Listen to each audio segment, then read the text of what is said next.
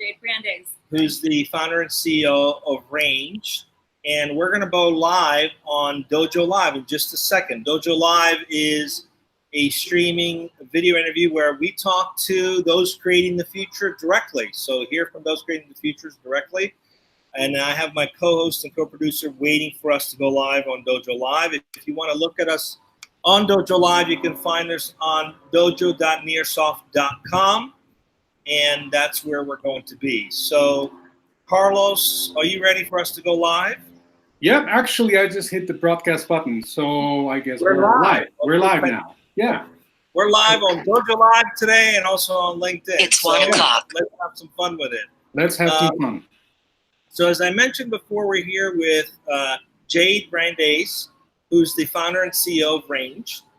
And we're at Expert Dojo in Santa Monica on a beautiful sunny day in California. And we want to learn everything we can about you, about your company, and what you're doing. So maybe let's start with you telling us a little bit about yourself, how you got here. Yeah, absolutely. Hi, I'm Jade. I'm a SoCal native, so that's always nice. It's nice to be able to do, interviews like this outside, get out of the office. We're actually a few feet away from the beach, which is kind of cool. But I started off with an entertainment background, so I worked in production, mostly behind the scenes, producing and line producing. And a lot of working in entertainment is a lot of networking and meeting people, and it is always, especially in the independent side, which is where I worked, not for a studio, always trying to find my next job, which if anyone's done any freelance or gig work, that is one of the toughest things to do. And that's one thing that they don't teach you in school, is how to get your next job. And an independent film that can be as soon as 3 days or sometimes in 6 months.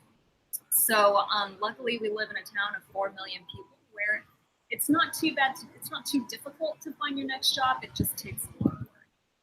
But that's how I started getting into more networking and eventually developing Renge, which is a networking platform, but not one where many other networking platforms connect you online, hoping that quantity and spamming just as many people as you can will actually lead you to your next job, but really the quality of meeting someone face to face. And all three of us were just a few minutes ago talking about how valuable that connection is face to face and how far removed we've come from it, and where something like Renge can really help out in that arena. So I'm curious to learn about Renge. There's a lot of networking platform and tools out there, right? Yeah. So what's unique, and more importantly, what gave birth to this idea? What was like that? The moment? Yes.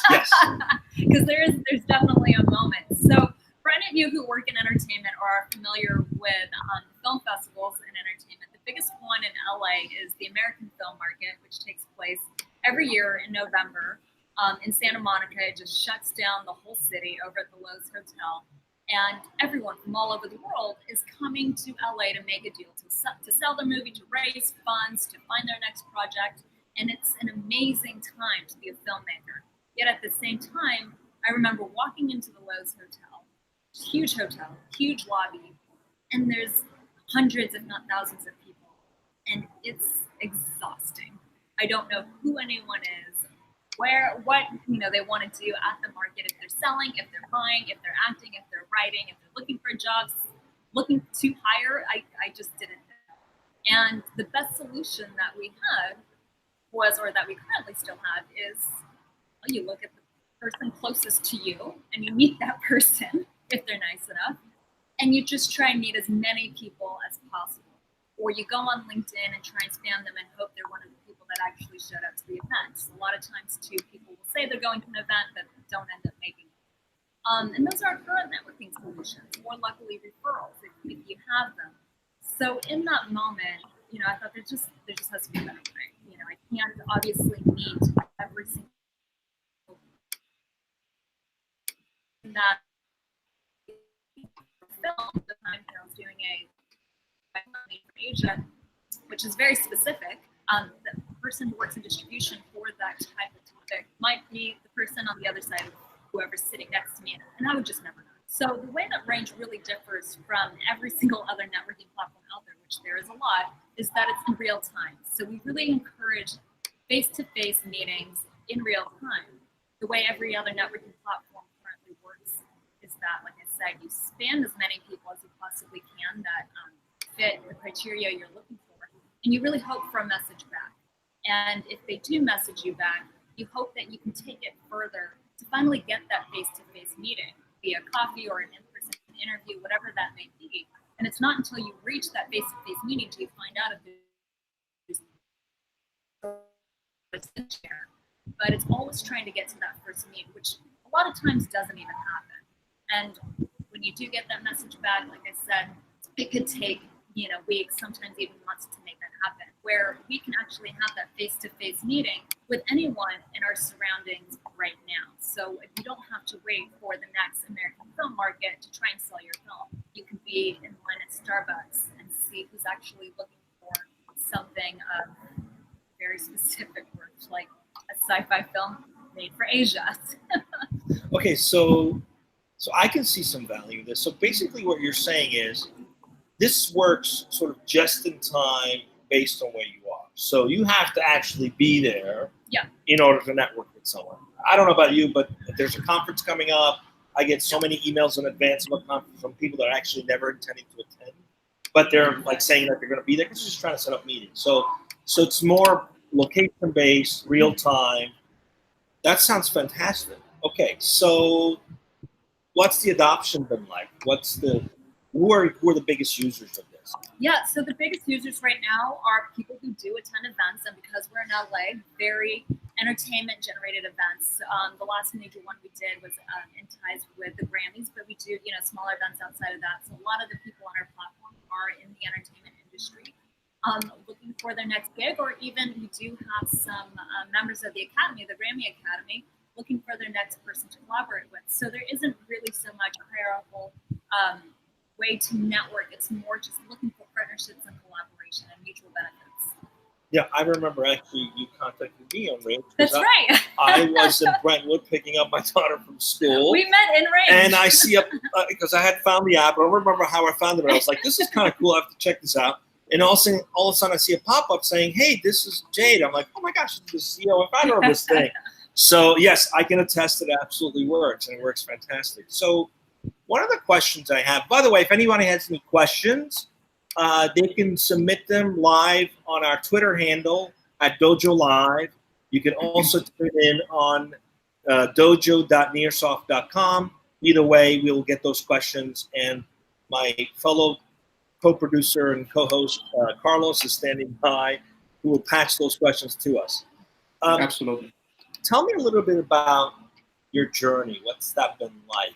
From the beginning, you said, I have an idea, to where you are now. Yeah, it's really interesting because just depending on who I relate this to, you either, people get it or people are a little slow to understand. And that's been probably the biggest journey, is understanding the psychology behind networking. From the people that are extroverts, that are very outgoing and seeing this more as network efficiency, to the people who are a little bit more introverted and use this as a tool to help them go out and make the first move. So it solves quite a few problems just psychologically when meeting new people. There's a lot of times that approach anxiety, where with something like Renge, you're in person, instead of trying to awkwardly make eye contact and hope that they make eye contact back with you and are really open to meeting with you, and then hoping that your intentions are on the same page, Renge really alleviates that kind of stress, because you can see right off the bat who's in your area, what they're looking for, what they're offering. You simply double tap on their profile to meet up in person, and if they receive a request, then you can meet in seconds. So we've seen just that range of how people really interact with each other, and that's kind of been one of the most fascinating parts of this journey, is realizing, of course, not everyone's like you. Not everyone is willing to go to AFM and try and meet as many people as possible, and are very extroverted. A lot of people will stay at home and kind of hope for the best, or spam people on LinkedIn kind of from the safety of their computer in their own home. But really, we encourage everyone from introvert to extrovert to even just go out to your local coffee shop and see who's there. So would you say it's a business social platform that encourages face-to-face Yes, interaction? Absolutely. Okay, cool. So, how do you make money on this? Well, the number of users will greatly help because it is geofenced by location, by venue, and by event.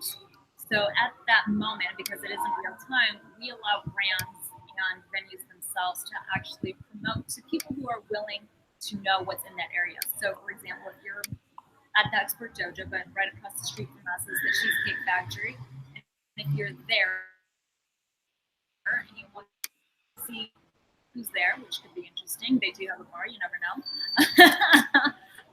But you could see what kind of specials and deals they have or when they're going to have them on another date. So it really comes into play when you're even at a venue like Bed Bath & Beyond, where you get a lot of those 20% off discount coupons instead of receiving about 1 million of those in the mail.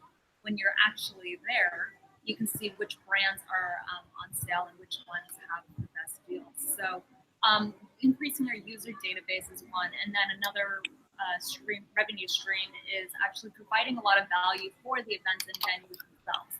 So we can actually see how many business cards were exchanged at your event or conference, and how many are actually meeting up in person, both at that event and even after that event has ended. So that's the other major value, both for users and event hosts, to see one, how your events are doing. Basically, everyone goes to an event in the hopes of making a real, genuine connection. Sometimes you leave with 20 business cards, but none of them really pan out. And all you really need is just one partnership to make that event very, very valuable and for you to want to go again. So knowing how many business cards are exchanged, not just on the superficial level, but remember, both of these parties through Range are wanting to meet each other. So these are more qualified meetings. And even after the event ends, if there's a bunch of people that you didn't get to meet up there, that's okay. You can find them on the app afterwards and reach out to them and see if you'd like to meet up in the future. Any particular partnership that would benefit what you're doing? What's on your roadmap? Is in terms of sign up? Are you planning to offer some kind of connection with Facebook or LinkedIn or Twitter? What's the strategy to gain audience or users and provide value to perhaps existing platforms that don't offer what you offer?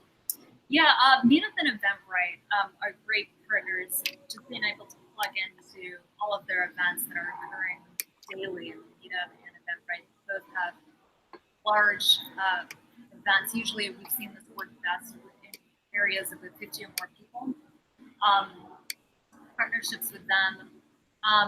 Something that we do because our demographic is slightly younger, the millennials and the Gen Zers, partnering up with Instagram stories, showing where you're at and getting people to come hang out with you. So are we going to be on an Instagram story a little bit later? Is that going to happen? Probably, actually. If you go to Jade Brandais, I've already posted a story. This is what we do now. All right, fantastic. Any questions yet, Carlos, from the audience? Actually, well, there was one, but it was right here on the. First of all, on the LinkedIn feed, a gentleman. I saw something come in on the LinkedIn feed. Yeah. He was requesting. It's a little hard to figure that out. Exactly. That's why I'm here for. He was requesting a link to the app, and I just did that. So. Oh, somebody's already interested in the app.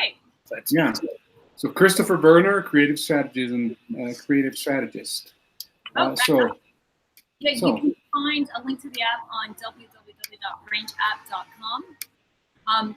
Also, just straight to the App Store on just Renge app, Renge app. We're going to have that too on the landing page on DojoLIVE. Speaking of the name Range, how did that come about? Why Range? Yeah, well, Range actually pronounced as Renge, but no one could pronounce Renge, so we went to the range and, are you in range? And it became kind of a double meaning. Okay. But Renge actually means lotus, and a lotus flower is known for the simultaneity of blooming and producing seeds at the same time. And that represents cause and effect. Every single cause that we make or don't make has a very definite effect. And so when you're building your business, when you're looking for achievement, when you're building your art, you're not an island. It takes a whole team of people to really build and achieve with you. And that very specific cause has an effect. And so we really encourage you to go out and make that cause. The effect can be partnerships like this and whatever your art or your project may be to inspire. I think it's interesting. I love it, by the way. I think it's interesting. We were talking earlier before we went live how we live in a world where, unfortunately, the screen-to-screen has often taken over the face-to-face relationships. And literally, there'll be a need for people to actually learn how to interact in person. Are you noticing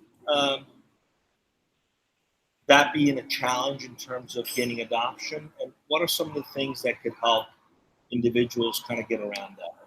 You talked about the psychology of this a little earlier. I'm curious to hear what you've discovered and how you're going about encouraging more face-to-face interaction. Yeah, this actually helps a lot with that. And that's, one of the many reasons why I do this is because I'm a huge proponent of Tristan Harris's Time Well Spent movement. He's an ex-Google employee who, from the very beginning years ago, theorized, although we're seeing it a lot now, that addiction to screen time is really causing a lot of the social disorders, anxiety, depression, and even in kids, there have been studies from college placement workers saying that face-to-face meetings and networking has devolved into a soft skill, and that is hugely alarming. We're not having an adoption problem with that because we're actually helping people with that approach anxiety. So it's about combining that technology of doing this, being in your screen, but using it to actually meet someone face to face, because it's really just a double tap, which people do on Instagram all the time, swiping through profiles, but it's taking that screen time, but then having an immediate reward of meeting that person face to face, like I said, immediately. That's great. We seriously need that today. It's very alarming. So, a lot of companies, a lot of startups talk about how they want to change the world. It's very, very refreshing to actually hear a company that's applying technology that actually helps us connect more. It's fascinating. I was recently reading a book, actually about Dalai Lama and I forget the name of the bishop, but there was a chapter that talked about how there's a big thought of a lot of people saying, I don't need anyone, right? So I'm good all by myself. I don't need anyone. And the argument was, when you're born, you need someone. You're interdependent on someone. And when you die, you're interdependent on someone. So the idea of not being interdependent, not needing anyone, is actually a false idea. So these are fantastic things, but we do need more tools to allow people to connect face-to-face in real time. In terms of where you are now and a leapfrog moment, what would that be for you in terms of significant growth and opportunity for growth? What would that look like? Fast forward 5 years. How do you want this to look? I don't know, maybe 6 months. Let's start with 6 months. I was like, well, we've saturated the LA market and we're ready to move nationally. But in 5 years, in 5 years, I hope to really see people go back to the basics of human interaction. I hope that, we've seen this incline of more depression and anxiety, and hearing things about college students networking as a soft skill, and seeing that on the decrease, just to see those numbers go down, or maybe even plateau, just depending on where we're at. But as long as those numbers stop going up, then we've really succeeded as a company. As far as growth in the next 6 months, like I said, you're in the LA market. Feel free to download Renge, see who your neighbor is. Not necessarily at home, although if you don't know your neighbor at home, you should maybe ask for a cup of sugar and get to know them. But anywhere you go. So let's rewind a little bit from when you started this. If you were looking at this business and everything you've learned, what advice would you give to yourself looking from the outside? That's a really good question. So many things.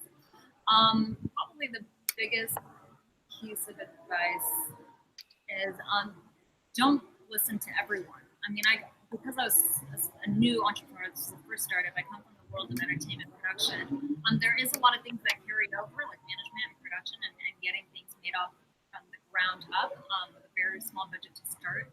But everyone has advice to give me, and at the beginning, I was taking as much of it as I could because I was so new to this business, and realizing that a lot of people had conflicting advice, and so learning well into the company to listen to my own mission and to take people's advice and heed it, but not necessarily get lost in it. So would you say that trusting your sort of self and also your passion trumps hearing out everybody, naysayers and a bunch of other people have opinions?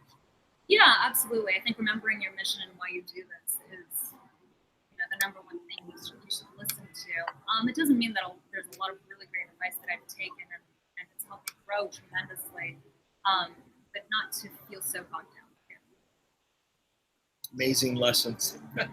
So, Carlos, any questions from the audience? Any additional questions? You're our eyes and ears today. Absolutely. Yeah, well, we have one question actually, and this question is coming internally, as a matter of fact, from one of our fellow teammates here in Mexico City, Cuauhtemoc. So we have a question from the internal here at Nearsoft. Yes. I'm just repeating for the LinkedIn feed. Okay. Yeah. Here it is. Well, how do you go? This question is from Cuauhtemoc. How do you go? Excuse me. I'm sorry. How do you go about deciding who to integrate and partner with and why? How do you go about, I'm sorry, repeat that?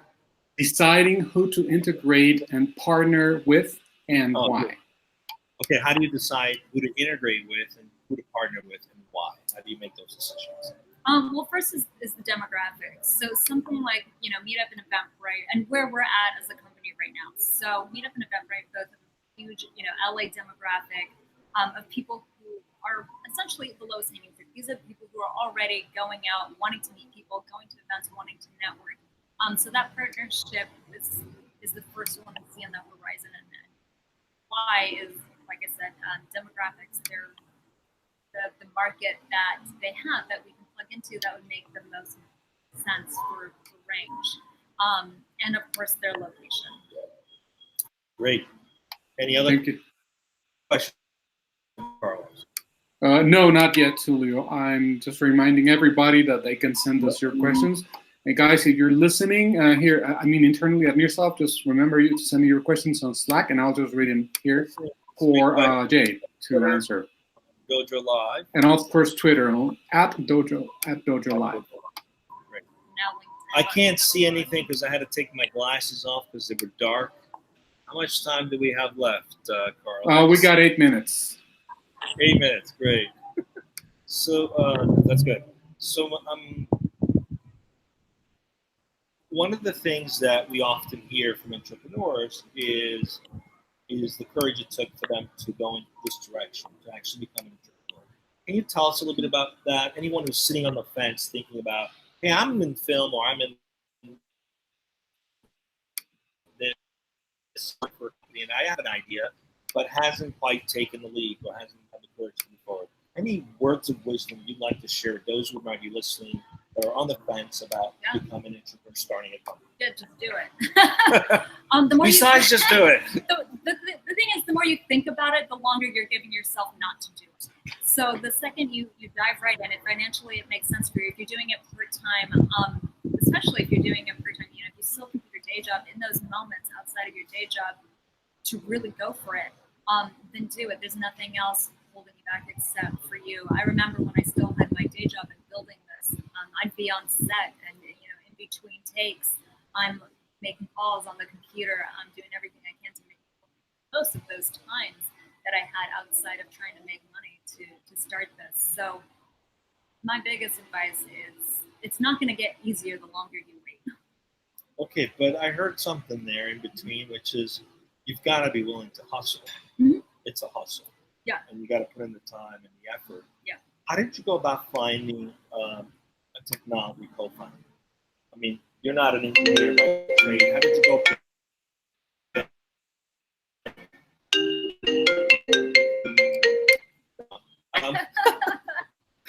What was that, Tulio? Fun interruption. How did you go? I don't know. Someone's calling as we're talking. How how did you go about finding? Did you find a technology co-founder, like a CTO? How did you Yeah. go about doing that? Because one of the things I often get is from people like, how do I start? Like, I'm not a technology person. I have an idea about who I work with to build this. How did you go about doing that? Literally everything you could think of, I tried. So yeah, I'm not an engineer. So one, coming up with the idea was the first thing, and then trying to find someone who wanted, not just was willing to, but who really wanted to help build it out, because this is a long-term partnership. So I went to every single tech networking event I could find in Los Angeles, meeting people face to face.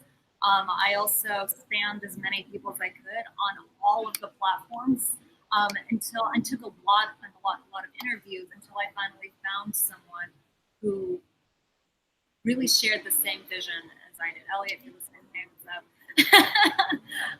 Who really shared the same vision, and for me that was the most important. There were a lot of people who were technically capable, but when you finally find someone who shares as much passion about what you're doing as you do, that's the person you want to hold on to and partner up with, because yeah, this was real. The late nights, and right before we launched, poor guy was only getting like 3 hours of sleep. So someone who's willing to do that and wants to do that and is happy to do that, so you want to partner with. And like I said, every single networking platform out there, you can use Renge to find your next tech co-founder, and meeting as many people at networking events, or even just off the street. If I heard someone that said they work in tech, I'd immediately want to talk to them and see if they knew any technical co-founders who can build that. Great. Well, thank you for being with us. One final question. We're always up on time when it starts to get really fun, but any words of wisdom you'd like to share with those who are listening, whether they're thinking about becoming an entrepreneur or already are an entrepreneur and struggling, words of wisdom you'd like to share so far in your journey, especially as a first-time entrepreneur. Sounds like you're doing great. What are some key lessons you've learned and things you want to share that maybe can help someone else avoid a lot of trial and errors? Yeah, the one thing that's really helped me a lot is reading a ton of books, both in business development and in self-development, starting with one of those Think and Grow Rich, because a lot of it is a mental mindset needed to push forward. So that would be my biggest advice. Feed the brain, feed the soul. Great advice. Tulio, before we go, we have one more question, and actually One more question from Kimberly from Internal Communications of Nearsoft, Kimberly Lantis. So can you share one or two of the most interesting connections you've made with Renge or Renge? Well, this is one of them right here. Oh, cool. Meeting in Renge, which is kind of cool. Seeing Renge come to life in action. The other one is actually meeting people from the Grammy Academy. Those are the people who decide who goes home with a Grammy and who doesn't. There you go. Super cool. Well, thank you. I think we lost Kim, there's LinkedIn your response. So that were there. What did you say? Also, we can hear you. Fantastic. Well, thank you for being with us. Yeah, absolutely. It's been a pleasure. We're experimenting something new today. We're like having 2 cameras up. Next week, hopefully, I'll have the studio to patch the sound through the Google Hangouts directly on the LinkedIn feed, so that'll avoid having to have 2 cameras. But thanks for joining us. Thanks for being with us. And Carlos, who's our guest next week? Next week, I was gonna get into that. Actually, for those of you who are watching, I'd like to remind you that next week we are going to be speaking with. I need to get a handle on how to pronounce this because it's Yannick Lawetz. I hope I'm getting it right because it's a Dutch name, so I apologize. Yannick Lawetz or Lawetz or however it's pronounced. So I apologize for this blooper. But he's going to be the founder and CEO. He is the founder and CEO of Luggage Hero, which is a travel tech company with operations in the U.S. and Europe. So that's what we're going to be speaking with him. is specifically about, let's see if I have the topic right here. Yes, how to scale to 36 cities in 12 months. Wow. Scale or die. So exactly. So deal. that's 36 cities in 12 months. I like yes, that. exactly. That's true. All right, well, Basically, he's going to be telling us about how to master a market platform and creating equal demand to the supply you're building. So that should be interesting. And that's with Janik Lawitz, the founder and CEO of Luggage Hero. So that's going to happening on Dojo Live next Wednesday, 1 p.m. Pacific. See you here. Folks, make a note of it. Mark your calendars. See you here. Okay. Oh, I forgot it. I should log off. Okay. Thank you, everyone. Thank you, Jay. Thank you, Tilly, as ever. Talk soon.